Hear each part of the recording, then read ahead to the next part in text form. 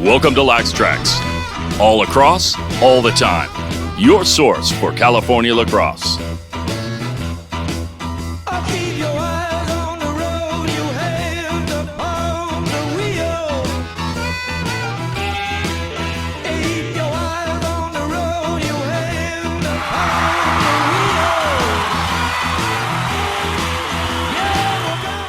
All right, hello, Lax fans, and welcome once again to another edition of Lax Trax.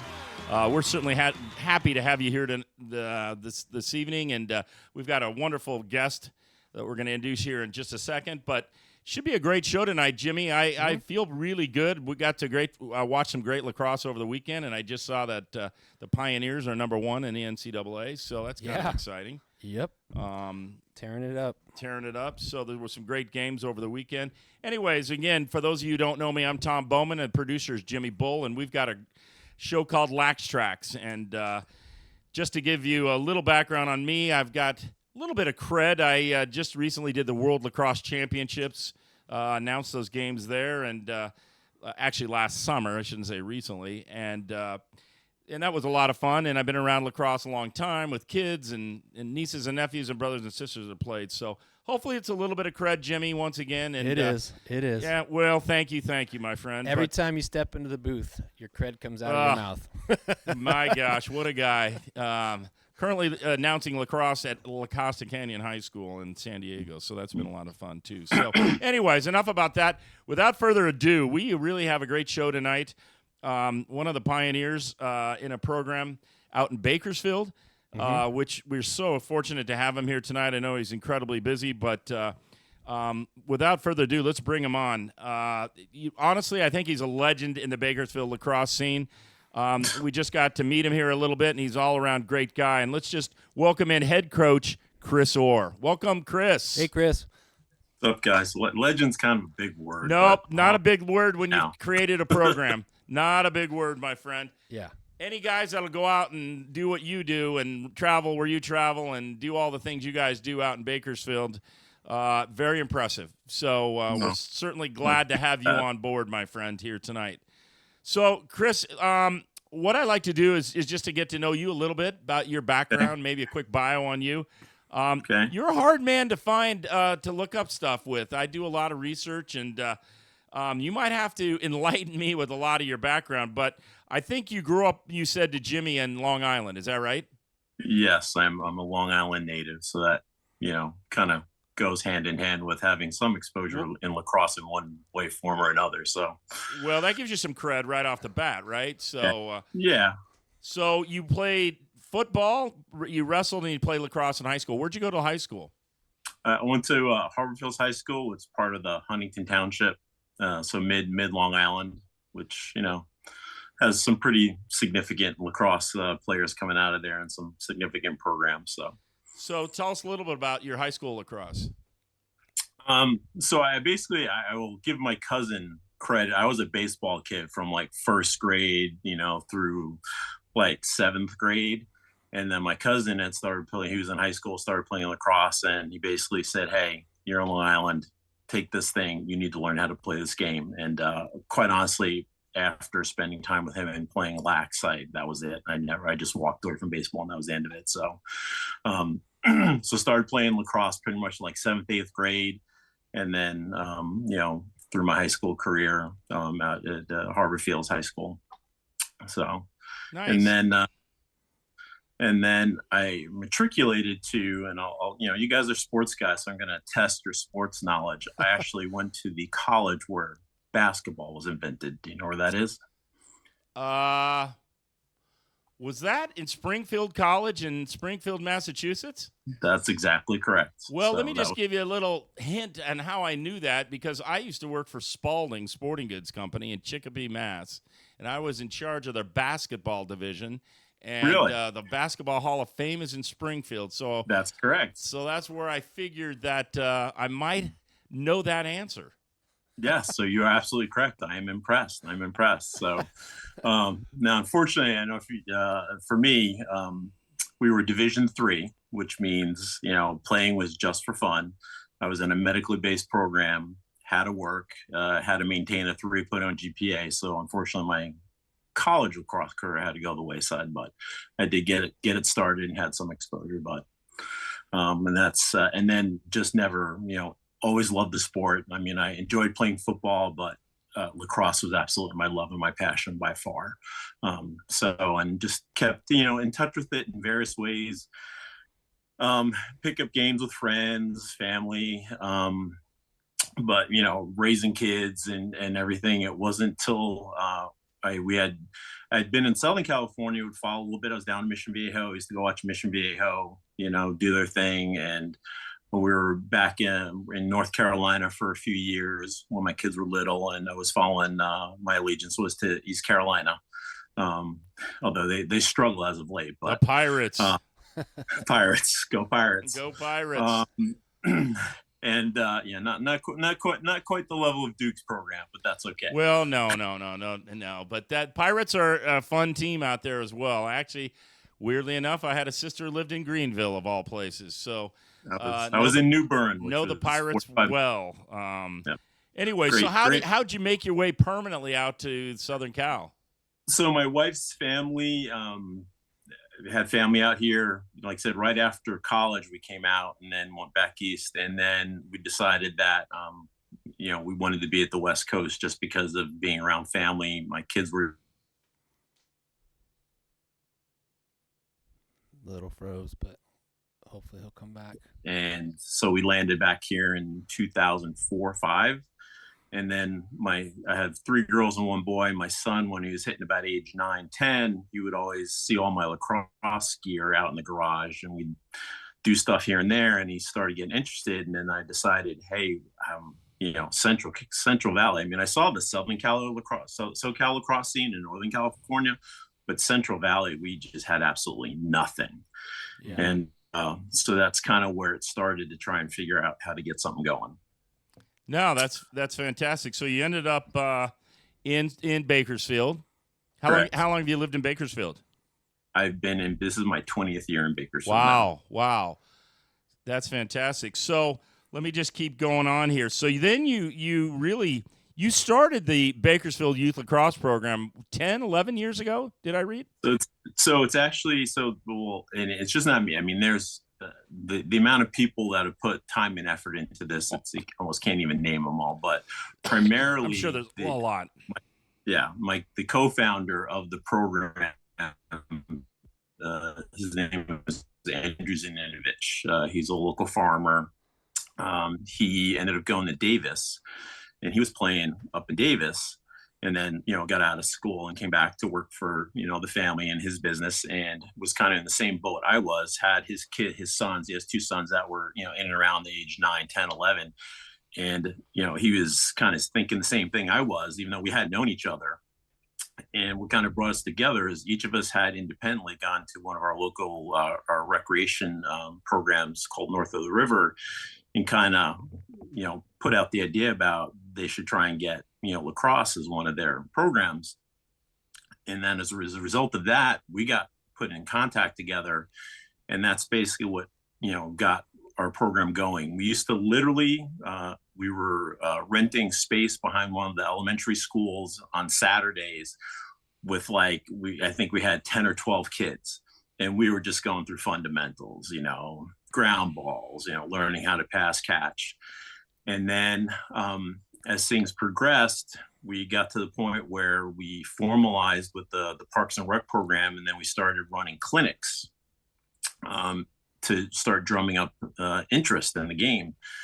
And that probably, the whole clinic aspect of things is what really kind of catapulted some awareness for us to start getting some numbers to finally formally put together a program.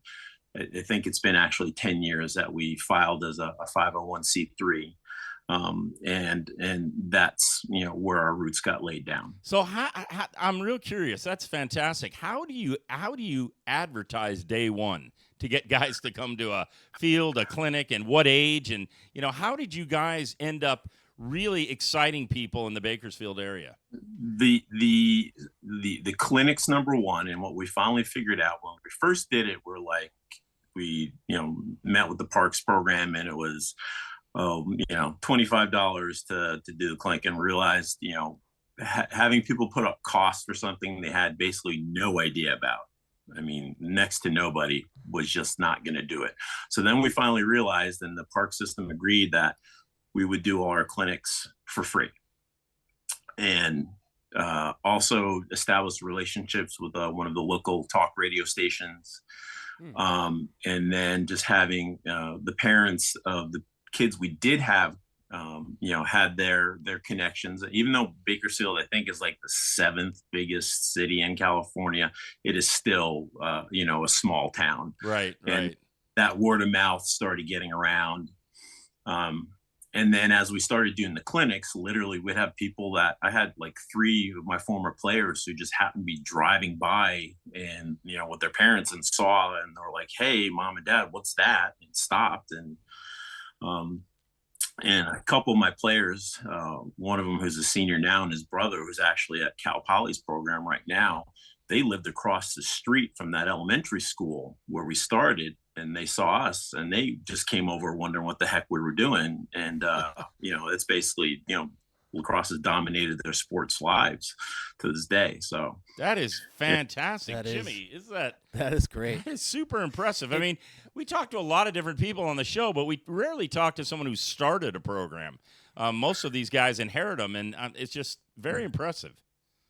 Well, I appreciate that. I mean, it's a labor of love. It's a lot of work. I mean, during now, which is, for me, because I'm currently the head coach for the Mustangs team, which was started by Tim Keating. So in that realm, we have 2 high school club teams. One is called the Rams, which Andrew founded that program, and they're going on their 7th year, I think. Mm-hmm. And then Tim Keating, who was a West Point lacrosse player, he founded the Mustangs. And what's so funny is literally their first game that the Mustangs had, they went into a game with literally 1 sub, and that was it. Wow. I mean, they had 11 kids on the roster. No complaints about playing time. No play time. And they toughed it out. I mean, the other team said, "Do you want to take some of our players and forfeit the game?" And they were like, "Heck no, let's just go." So I love sucked it up, ran the whole thing. What was the final score? I think it was like 9-1 or 9-0. I don't think the first year the Mustangs had any wins at all, but it didn't matter.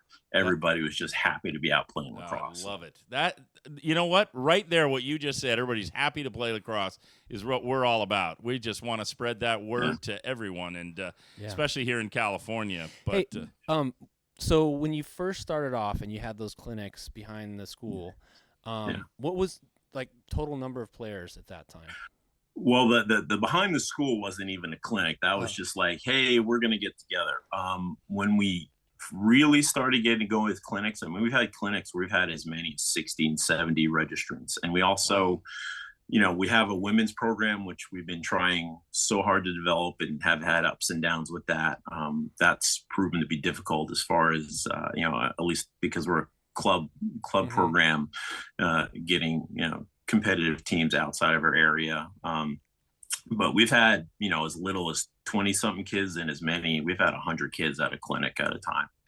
And it's not for everybody. We have plenty of kids that come out and give it a shot and I don't ever see them again. And then we have plenty of kids that come out and, now they've come up through the high school ranks. Their little brothers and sisters are playing in the youth program, and it's been fun and interesting to watch.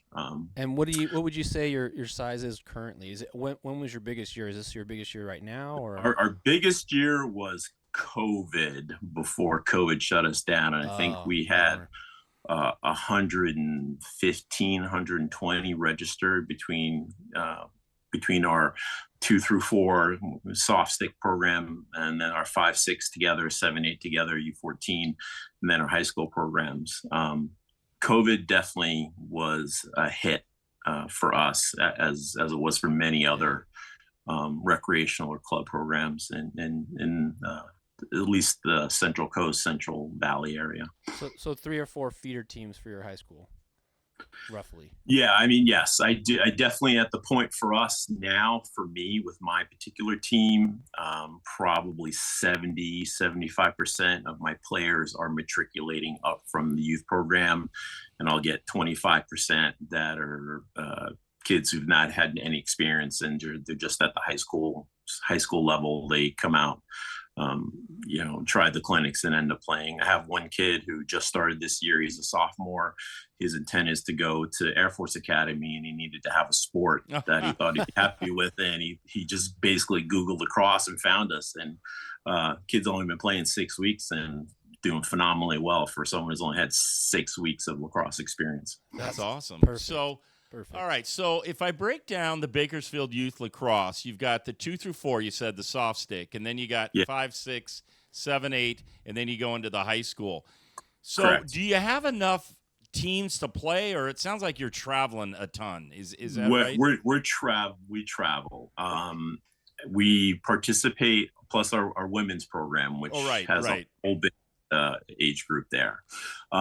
So before COVID, we played in what was called the Pacific Lacrosse League, and I think at its height, it had 8 or 9 teams registered in it. From San Marcos was one that we used to play, although they just, I think, went CIF, so they pulled out. Like 3 or 4 teams from Central Coast, a few teams from LA area. And then between when COVID happened and just whatever, either transition or just lack of ability to foster it locally, we were down to basically 4 teams in our league. Oh. And now we're supplementing it more so with trying to do tournaments. Like we're headed to the Santa Barbara tournament this year in June. So, Okay. Perfect. Yeah, Not too far from you, right? Santa Barbara's what, like an hour and? No, Santa Barbara's not too bad. That's good. It's a good tournament too. Beautiful fields. Yes. So, so you and Andrew are running the whole Bakersfield Youth Lacrosse. Is that how it goes, or? No, there's so many. So now becoming a 501c3, we had to go through a whole formal board process. With board of directors and things. Yeah. Oh yeah, exactly. Yeah. And we have I would like more parent volunteers, but we have a significant amount of parents who either volunteer by either having signed on to the board or assist in other capacities. Quite honestly, and I don't know that she'll see this, but we had Andrew's, with Andrew's business, he had his administrative assistant, and she actually put forth some of her time to help manage the youth lacrosse program. And that woman was probably as instrumental as in the development and the procuring and the sustainability of our program as any other volunteer coach or whoever. I mean, she's the one that helped get us. She got us one of the Belichick Grant Awards. Oh, wow. All the U.S. lacrosse stuff. I mean, she was just absolutely amazing, and I'm happy for her. Unfortunate for us, she did retire from working for Andrew's company, which also separated her out from being our administrative manager. So we've all kind of chipped in to try and fill her shoes, but she had pretty big freaking shoes to try and fill. I'm sure. So Yeah. What a treat to have her around. Her name was Liz Money, and she was just absolutely amazing. I worship the ground that woman walks on. Nice. All right, well, we got to get a replacement on the show for you for Liz Money. Come on, guys, step up. Sounds good. So what are the long-term goals for Bakersfield Youth Lacrosse? I mean, do you want to probably? I'm assuming, I'm not putting words in your mouth, but I assume you want to get to CIF level with this high school program. That's always been from day 13 when we talked about high school teams. Yes. I mean, you hear things like I said, Bakersfield is, a big town, but it's a small town. So, we've heard rumblings and rumors that there are possibly 6 ADs at various schools who are contemplating putting the proposal in to bring lacrosse in for CIF in our area. We are linked up with the Central Coast Division as well. And I talked to you about maybe trying to interview Mark Lee over at the 805 program. So they're in that realm too. So, we're trying to coordinate amongst each other to see if we can get that push to happen. And so I don't know, we're thinking maybe in 2 years. I guess, they will only release so many things, and I think we're coming in behind. I don't know if it's women's flag football, because I think women's wrestling are coming in. But so that's what we've heard. We met with the administrator for Kern athletics like 7 or 8 years ago and asked what it would take, and basically just kind of got poo-pooed back then, because they had just like no working knowledge of lacrosse as a sustainable sport, and it's the same old stuff. Well, what's it going to cost? We don't have so much money. But I think as the groundswell develops, and just talk about it more and more, I think, and seeing it, because now we have people actually coming out, they're seeing games, we're getting some broadcasts on news, mentions here and there. So I'm hoping that the local athletic directors realize that, this is a train that's coming. Do you want to be in the forefront of it, or you want to be caught at the back end? So hopefully, the latter. What? So I assume your other sports, basketball, baseball, football, are all in a CIF league. What league are you guys actually in? Or both your high schools there? So we are a club team. So we. But I mean your other sports are CIF though, right? Oh, yes. So your high schools are in a league, right? Yeah. So I can't remember. The Yosemite League, I can't remember. Yeah, no worries. But do any of those teams, I guess is what I'm really asking, do they have lacrosse programs? No. Nobody, as far as the high school goes, has a formalized lacrosse program. One high school, like 14 years ago, Liberty High School, actually, who the quarterback for the Green Bay Packers came from, Jordan Love, was a Liberty grad. Okay. Nice. But supposedly they had a teacher who was a lacrosse guy from the East Coast, and he actually ran like the club team for a year or two, but then he retired, and then that just went away. There was nothing ever came of it. Nothing ever developed from it. It just kind of was a flash in the pan, and that was the end of it. Yeah. Well, good luck on that. We will anything we can do to help. Certainly, we're going to push for you guys to get a league out there and get going. So nothing we like more to talk even more California lacrosse. So all right, let's move on a little bit, and let me ask you a little bit about your team this year. Tell us a little bit about the team and maybe some stars or what you got going, or compared to last year, or just whatever you can think about. For us, we have a majority of my team is seniors, so I'm excited to have a bunch of seniors, but it makes me cringe about next year. Always does. So hopefully I kind of, the youth program, the 7th, 8th graders practice on a sister field to us, and I'm always kind of scoping out what's going on over there, see what might be coming my way. We've actually produced, we've had some kids that had a lot of success. I have 2 now that are playing college, or actually 3. One who's at Cal Poly, who's had injury reserve, but he's over there. A kid named Kevin Dewey, and he was one of the brothers that stepped out because he lived across the street and saw what was going on at the elementary school, and just has become a phenomenal lacrosse player. I had a defenseman who was playing up at Dominican up north, and we have an attackman who's playing for Transylvania in Kentucky right now. Nice. So they're starting, and we have various players who are we do a lot of our own recruiting, or they do a lot of their own recruiting, just because of the nature of what we have. But I have some really strong midfielders, some really good defensemen. It just they're well rounded.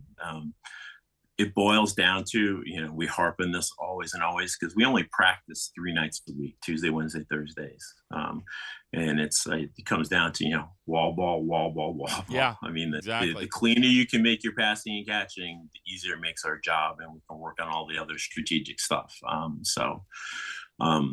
Yeah, I don't think there's anything better than wall ball. And just a little anecdote here. We have a kid played here named JJ Silstrup. He plays for Denver now, And I remember his dad saying every single night he did 100 left and 100 right against the wall by their house every single day. And now he's, playing for the number one team in the country. So there's a lot of merit to that for sure. It's all about repetition. Oh yeah. Well, and it's nice. We get a lot of. I have one of my seniors who's been with us for 3 years, and his first year out, he had no experience at all. He's a midfielder, and just watching him try to play lacrosse was almost painful. Now this kid is like one of my absolute terrors. I mean, ground balls like crazy, fast as all heck, can control, can shoot now, and that's probably one of the greatest satisfactions for me is seeing these guys that just had such a difficulty at the onset and now are just beginning to master the skill set of being a lacrosse player. It's a lot of fun.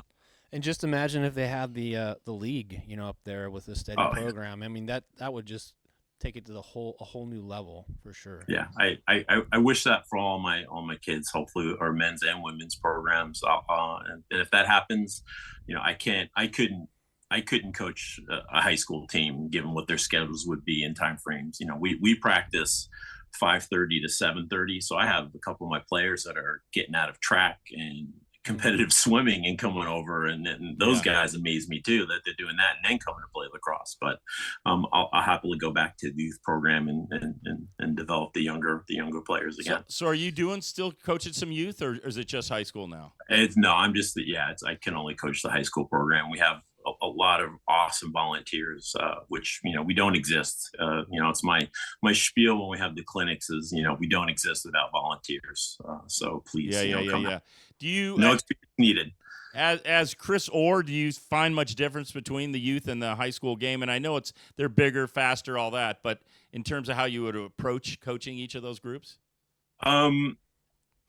Yeah, well, between our U14, no, I'm impressed. I'm really impressed with our youth coaches and how much better, what I'm inheriting coming up to high school versus say 6 or 7 years ago. In fact, we have 3 players from our 8th grade teams that we actually have them play up because they have just, been doing so awesome, and they're younger brothers to older brothers who have been playing and just they kind of started at a younger age and really just picked up the game and have demonstrated performance ability that we're going to have them playing some of our high school games. They're on our roster as well besides the 8th grade team, 7-8 team.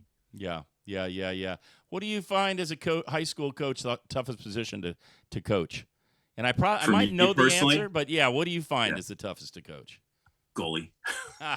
Bingo. Heard that before. I was a midfielder. I was a myopic midfielder. So, when we were fortunate with Andrew's team, he had some assistant coaches, one who actually is a navigator in a F-16 or something, but who was stationed at Lemoore. He had been a goalie in high school, and he actually was coming down and doing goalie clinics for us with our guys, and that was just a really big help. And it's interesting, my goalie, this kid named Manuel, he's one of those guys, he started out as, we have sophomores, we don't have a JV, so it's all just, varsity. We're 9th through 12th. Right. Was having a hard time, couldn't make it as a midi, could short stick, put him in a long pole, wasn't going good. And then it just worked out that our goalie was aging out and we needed to get a backup goalie ready. And he's like, well, can I try it? And he's actually going to play at Westcliff University in Irvine next year. Wow. He's been playing in fall league. So it's one of those things where he just absolutely found his thing and just absolutely ran with it. And it's been a really nice thing to watch. That's impressive because goalie we find is a hard one to recruit kids to play because you get a 100-mile-an-hour shot at you. It's not for every kid, right? So it's impressive that you have that kid and he's now excelled. Congratulations. Thank you. Yeah. Well, he's put in, he's worked really hard. So he deserves it, everything he gets. Awesome. All right, let's move on to another one here. So this is what I ask a lot of coaches, and I probably sometimes think I know the answer, but it surprises me a lot. Are you a drive or skills guy? And what do I mean by that is if a guy has a ton of skill but is lazy versus a guy who has no skill and has a ton of drive, how do you approach that as a coach? I'll take drive because I've had both those scenarios in my tenure with the head coach. Yeah. The drive guy, that kid Brock I was telling you about, just absolute drive. And once the skill set and the foundation was laid, he was able to capitalize that and just take it to the umpteenth degree. So natural talent, don't get me wrong, is wonderful. And if you can combine that with someone who's got the right attitude, then that is an absolutely beautiful thing. But if I have to choose one over the other, I'll take drive every day of the week. Well, that's what most coaches have told us, obviously, but it's innate, right? I mean, it's not something you can really teach. The skills come, especially for a guy who's got drive. So glad to hear you say that. You were mentioning a minute ago about some of the other sports your kids were playing. Do you encourage that to your team? I do. I get a little frustrated. I understand it, but I get a little frustrated with I'm a single sport athlete and this is all I'm ever going to do. I grew up, I did wrestling for a couple of seasons. Wrestling conditioning is really hard. So after I did 2 years of wrestling, I stuck to football in the fall. And I was in a unique position in high school. My football coach was also my lacrosse coach. Nice. So I had that relationship, but I always look back to, people like, Chris Hogan from the Patriots, 4-year player at Penn State, lacrosse. And then, and he even said, being a lacrosse player absolutely enhanced his football skills. So I think, keep busy. I don't think there's anything wrong with, if you really absolutely know that's what you're going to do, that's fine. But I like the multi-sport athletes. I have a ton of them on my team, and some of them during lacrosse season even. Yeah. So. That is the true dual sport guy, right? Yeah. Same season. They show up in their track outfit and then put their pads on. Flip on the pads. I got one kid that does competitive swim, and I'm like, how are you swimming hundreds and hundreds of yards? Although he doesn't get tired. His endurance is amazing. And then he goes low to high, and it's impressive, right? Yeah, so it's pretty fun to watch. Backstroke your ass. Behind the back shot, I'm sure he even better at that. Backs up his own shot, yeah. That's funny. That is funny. Chris, you seem like a pretty mellow guy. Have you ever been thrown out of a game? Have I ever been thrown out of a game? Yeah, or close when to? You played, or as a player, yeah. Oh, okay, tell us about it. I was, because I played in the 80s, and I'm glad we have the restrictions and forethought for safety that we do today. But I played in the 80s, and it was just, it was payback occurred on the field sometimes. I do remember sometimes that you got well. flagged, and sometimes you didn't. So I do remember that well. There yes. definitely was a lot of hitting going on back then, especially if you were upset. Just put it that way. So, okay, well, that's interesting. So, yeah, I've probably been in that same boat. Let me ask you this, though. So, as a coach, youth, high school, whatever, have you ever had a crazy story with a parent?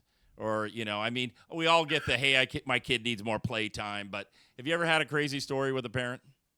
Yeah, I think there are a couple that stick out. The one that kind of bothered me the most is I had a player who he worked hard. He wasn't the most naturally gifted lacrosse player, and so he wouldn't get as much time on the field. But with the way our program's set up, as long as you show up and as long as you make it a practice, as long as you're putting in effort, you're gonna get out on the field. That's just it's not like CIF lacrosse, and it's the best players on the field or college, and that's what you do. And I had a parent who would constantly come over and just basically ridicule and critique his son if he made a mistake. And I finally had to walk over to the parent and say, hey, during a game, and you don't approach my bench, you don't approach my player, I would prefer you just stay away. So we've had some tense moments and some issues. For the most part, it's been a very smooth, enjoyable experience. Have dealt with some attitudes, with players too, and had basically, put in some disciplinary action as far as, if you can't do this, then, we don't need you here. Here's your money back. And there you go. So, I'm a pretty mellow guy, but I'm also a respect and character type of coach. You can ask any of my players and that. I mean, I tell them, I hope these guys go on to play college lacrosse. I hope some schools are willing to help fund their education with it. But at the end of the day, I'm more concerned about the character and the men they grow up to be. That's what makes me happiest. Yeah, well Not, said. they've done or where they go. Kudos to that. Yeah, as a coach, it's always a challenge to worry about those parents on the sidelines. You have enough distractions in the game itself to have somebody come and, give you a hard time or want that kid to have more bench play time, excuse me. And, so I've been down that road. I know what you're talking about, but at the end of the day, it's about having fun, right? And it's such a great community. And I always found that what was kind of nice coaching on the West Coast was the fact that a lot of parents had never seen lacrosse, so they couldn't come. They couldn't talk back to us because they didn't know what the sport was all about. Yeah, they didn't know when you were screwing That's up. Right. That's right. That was the great part about the sport. So they didn't know if you were doing the right thing or the wrong thing. Yeah. Yep. Slide? What's a slide? I don't know. Yeah, right. Exactly. So there's a lot to be said for that. In the growing California lacrosse scene. So yes. All right. Let me ask you this: superstition as a player or coach. Do you have any superstitions? Yeah, I have a vintage hickory stick that comes to every game. Nice. Jimmy will love that. Yeah. Is it made on a specific tribe, or where'd you get it? No, I don't think it's a specific tribe. Okay. But just one, just the old school. I just went on eBay, many years ago. I'm like, I still all got my sticks from the 80s, and that amazes me. And you look at what I played with in the 80s versus the equipment today, and helmets. I'm surprised I didn't get a ton of concussions versus the helmets we had back then. So now, what do you, that stick you have? Would you pass it around before the game, or what do you just carry? It comes out and stays at the sideline and gets propped up by our pop-up tent, and it's just there. I hold it during our little pregame, pep talk, and so that's my superstition. Nice. That, and I keep my car keys in my pocket because our first game I ever won as the head coach, I left my car keys in my pocket, so I never put my car keys in my bag. That's a good one. That's a good. So you'll never lose them. As long as you keep winning, right? As long as I keep winning, yes. You'll never lose them. That's good. All right. Favorite food? Favorite food? Snow crabs. Yes, sir. Snow crabs. Yes. Is there a place in Bakersfield you like to get them, or do you like to go out to the Pacific Northwest? I'll go wherever. Now, I mean, as far as like favorite restaurants, though, we have an Italian place called Frugati's. If you guys ever get up this way for something, you need to go to Frugati's. It's just amazing, home style family Italian food. Frugati's. So, all right. What? Tell me about the snow crabs. So you just acquired a taste, or had you had some? Growing up on Long Island, that's seafood true. Predominant thing, and lobsters and blows people's minds. I remember being a kid, my dad taking me down to the docks in Northport, and we'd get like 10 lobsters for I think like $12. Oh, wow, you're killing me, man. No, and I used to go down to the harbor and dig my own mussels and clams and just bring them. So seafood is a staple for me for sure. Well, you're living at the tip of the breadbasket for basically the United States. What's the best local stuff? What's the best local grown thing that you love in Bakersfield? Because it all comes. It seems stupid, but I love our carrots. Really? Wow. Grimway Farms carrots. Yeah, my wife and I had gone on vacation to Maui and walked into the grocery store in Maui, and it's Grimway Farms carrots from Bakersfield. Bakersfield really does supply a significant portion. Grapes, carrots. I mean, it's just almonds too, right? Yeah, we always see the almonds. Pistachios. It's pretty amazing what the Central Valley's done agriculturally for our country. I'm very proud of that. Yeah, touche on that. Absolutely. All right, favorite movie, Chris? It's a toss-up between either Step Brothers or Christmas Vacation. Ah, Two great ones. two wonderful movies. Always watch Christmas Comedy. Vacation. Could not be a better film, Yep, honestly. Step Brothers is pretty hilarious. Step Yes, Brothers yes. is pretty good. How about celebrity? Who would you like to meet if you could, live or dead? It can be a historian. Could be anybody. Anybody. It doesn't have to be sports. It could be sports or just somebody in your mind you would love to meet. Okay. And I have my wife's permission for this meeting. Taya Leone. In fact, one of my daughters is named after her. Wow. Yeah. That's a name from the past. How? Yeah. We're from what show was she in? She, oh my What God, what it the was. show she was in, Jimmy. Do you remember her? I know she was the in name, I Bad don't- Boys. But she had a but TV she did- show on though, right? She did a sitcom. Sitcom, and yeah, I can't yeah. remember it. I just saw her. I'm like, oh my gosh, she's amazing. She's wonderful. So Yeah. Oh, that's amazing. That's a good one. Though we haven't heard anything like that before, Jimmy. Yeah, I'm trying to pull one up. Oh, okay, here we go. Taya Leone. Tay Leone's pulling it up to see. She was in a sitcom, and it was a pretty famous one at one point, wasn't it? There she is. Yeah. Taya Leone. is it? Just, Bad Boys. well, yeah, she did Bad Boys, the original movie. Yeah, I don't know. I don't remember. I can't even A remember. League of Their Own. She was in A League of Their Own too. That movie. Yeah, Baseball. I'm in the late 50s, getting ready to push into 60, so the memory isn't always perfect. anymore. Yeah. All right, Jimmy. Tell me, give me any questions for Coach here that you might have. Yeah, I mean, okay, there.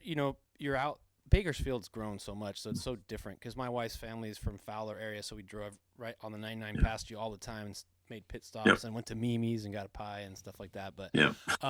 what about like supplies and things of that nature, helmets, and are you guys? I mean, is there Dick's Sporting Goods that has all those supplies? I mean, has it grown in that way? Yeah, we do everything. We basically, for the most part, as part of our program fees, supply all the preliminary equipment for everybody, and then kids will go on their own as far as personalizing their sticks, gloves, and whatnot. But yeah, it's not. Dick's will carry like a couple lacrosse sticks here and there. Quite honestly, Big Five Sporting Goods has had more lacrosse sticks in it than Dick's ever has had. But it's pretty much either mail order, and we keep we have a whole storage unit system. We keep a par level of stuff, Yeah. or we used to hop over the mountain, go down to Valencia, and try and get gear down there, basically. And what can So that's still lacking as far as the it's not like it was when I was growing up on Long Island, just walking to every freaking sporting goods store and grab what you need. Yeah. As far as supporting the program and helping you guys go CIF, what can our listeners do for you? Anything? Wow, that's a good Petition? question. It's hard to. Well, we are a 501c3, so if you want to donate to the program, it is tax deductible. And that's Mustangs lacrosse. No. Well, it's BakersfieldYouthLacrosse.com. Okay. You can go to our website. If you, I always tell people, if you Google Bakersfield lacrosse, we're the only thing that comes up because we're it. So I actually heard your radio show from a couple years ago. With I know you said they were big fans of yours and that talk show host. He seems like Ralph Bailey. Yeah, quite a supporter of your program. He is. He's still we still get on with him in the fall when we start doing the clinics. Yeah, they've been Kern Radio. Has he come out to see any of your games? You were encouraging him to. He always says he's going to, but Ralph is famous for saying I'll be there, and then something happens and he doesn't make it. So we're trying to get him out. We've got games coming up on Saturday. I think he said he was going to come to 2 games, is what I recall in that interview. Yeah. That hasn't happened, but someday I can. I have a dream. Come on, We'll Ralph. You need to go to a game. Let's go. Ralph, There we're you gonna go. put you on the radio, buddy. Yeah, I'll have to forward this episode to him because now he's been mentioned out in the open public. He's going to have to follow up on it. There you go. He's going to have to live up to it. Well, this has been fantastic.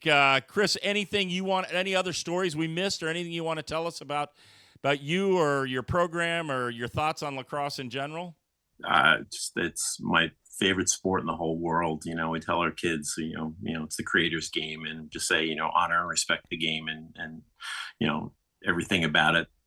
And just have the character that you should when you play this game, is what we always say. But I appreciate you guys having us on. Yeah, I watched your first episode, and you had me when I saw the fender in the background of the set. So I saw that. By the way, we're just a couple of guys in a garage. That's Jimmy's garage, but he put a great set together, and Yeah, he did an amazing job. It pretty much encompasses my youth over there.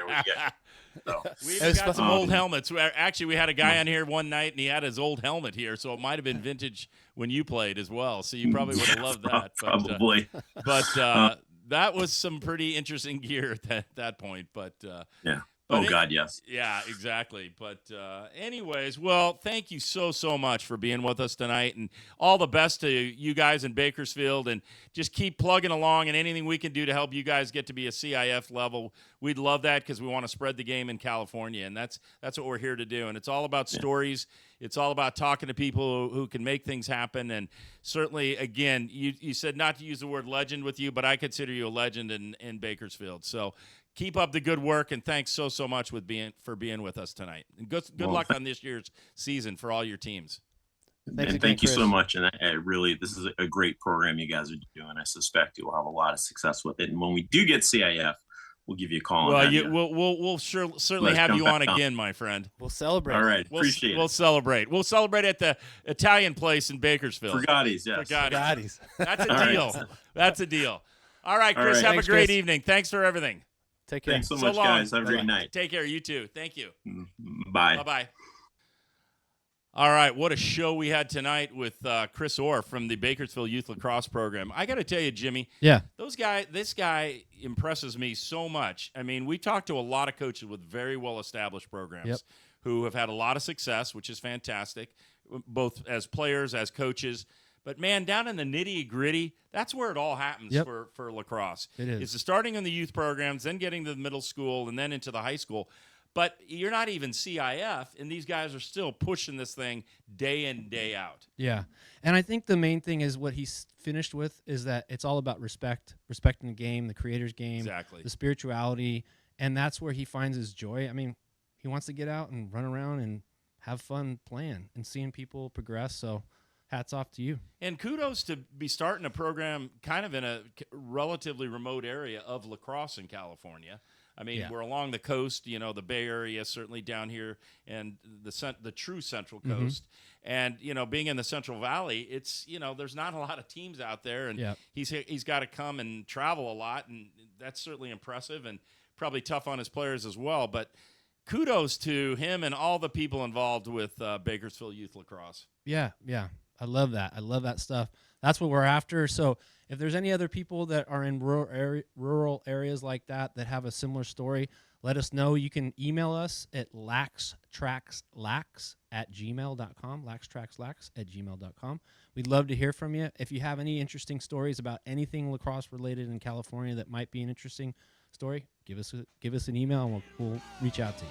We're all about stories. So much feedback as we can get. We'd love it, and hopefully you all are enjoying our show. And until next time, as I always say, keep it within the pipes. So long.